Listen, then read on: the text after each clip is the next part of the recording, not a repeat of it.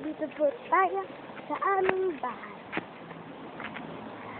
Okay, di ba Jasmine sinabi ni Jovelyn na sorry na? Okay, pinapatawad ko na siya.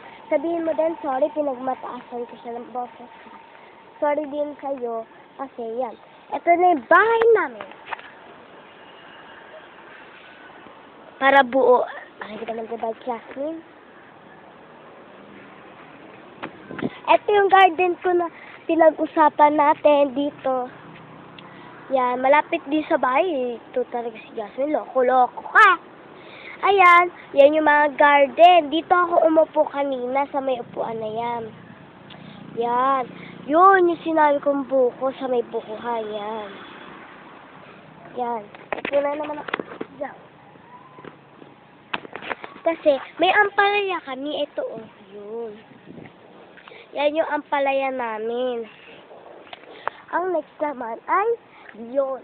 Yun yung kubeta namin. Yung hindi CR, yun. Lalagyan na ng gamit. Yan yung kulungan. Yan yung bike.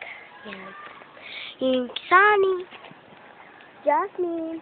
Bye-bye. Pupunta talaga ako sa Lunes. Bye-bye.